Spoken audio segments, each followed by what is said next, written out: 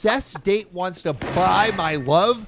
And then it got creepy. They're trying to give you another golden shower. That's not the warm love that I need in my life. Or is it? Hey, Vsauce. I met this guy about 3 months ago. We'll call him Bob. Bob! Bob and I met on a dating app, and we hooked up. I made it clear from the start, I was just looking for hookups. Nothing serious. We had a good time, and I said I would like to keep hanging out as friends or friends with benefits. Big D got that big T. He said he was okay with this. Bob, for the next few weeks, he showered me in gifts constantly and admitted that he was into me. None of this is stuff I asked for, and I made it clear, Bob, I am not into you. Have you seen like the India memes where it's like send Bob? I made it clear I still wasn't into him, and I ain't gonna reciprocate. No gifts for Bob. Part of the gifts that he was given were really nice and expensive earrings. Ooh la la. And guess what, John? What? They were her favorite earrings. I mean, pro move. I feel like Bob has not taken a hint and has just turned himself into a sugar daddy. He's really doing this to himself. This is Andrew Tate's villain origin story right here. Then Bob started acting a bit obsessed and was demanding I text him every single day and return to him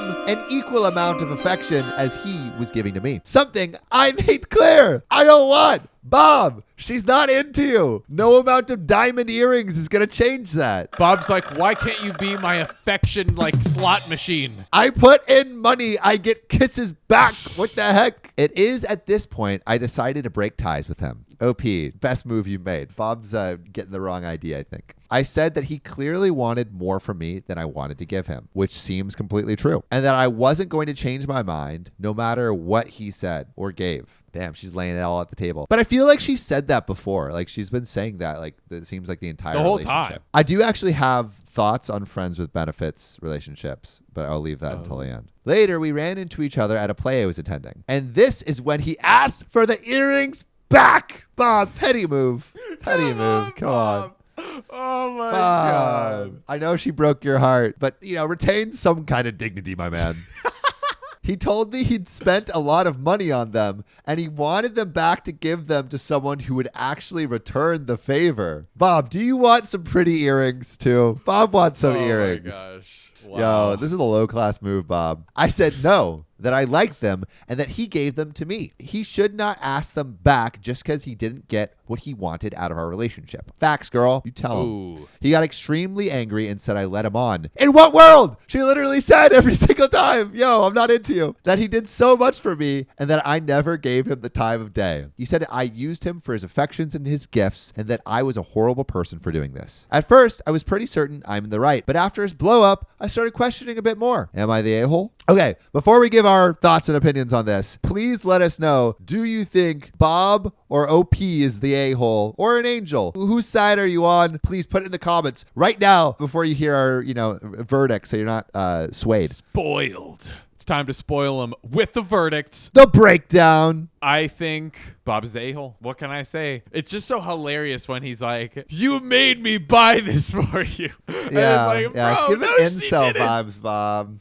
She told you repeatedly exactly what she saw the relationship as, which was a casual, a not serious thing. Yeah. And you kept buying a good rule to live by is anytime you're dating a girl and you buy something for her, that is now hers. You can't just repo your own gifts that you gave her. It's not classy. Once a gift has been given, it's very bad taste to take it back. However, okay.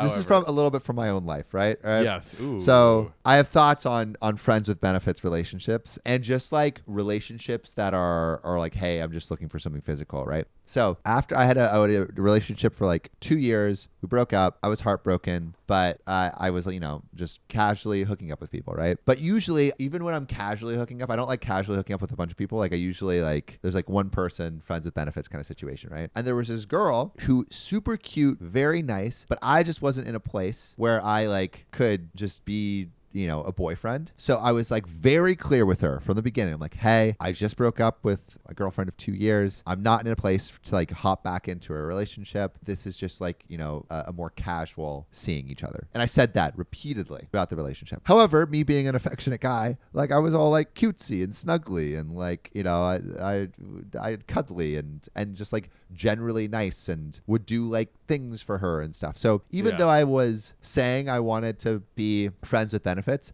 I was like acting a little boyfriendy, which is it's like essentially what I'm getting at is like you can say one thing, but you can lead someone on with your actions. Right. It's very hard to, I think, be kind in a friends with benefits relationship and not lead the other person on. OP is definitely not in the wrong, but I do think that you open yourself up to these kinds of situations more when you like just engage in like one-on-one friends with benefits kind of relationships. At least that's what's happened a couple times in my own experience, where like, someone always catches feelings or wants more from you than you're willing to give, and at that point you kind of have to break it off, which OP did. It's like OP kind of like handled it appropriately.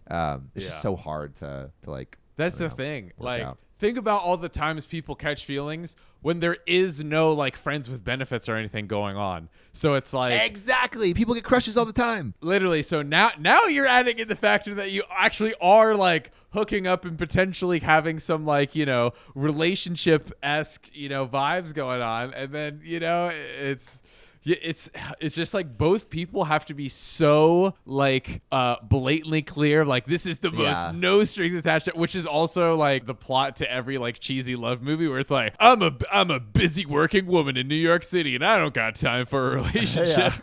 and then they end up seeing each other. So all rom-coms are setting up like friends with benefits relationships to fail. Exactly. So thank you, Matthew McConaughey, for not allowing us to just casually sleep with people without it turning into something else. It's a super tough scenario, but in my opinion, I think Bob is definitely an a-hole. I think OP was very clear, not a-hole behavior, but I do think, friends with benefits relationships are complicated, and just like be aware of that. They are complicated. 100%.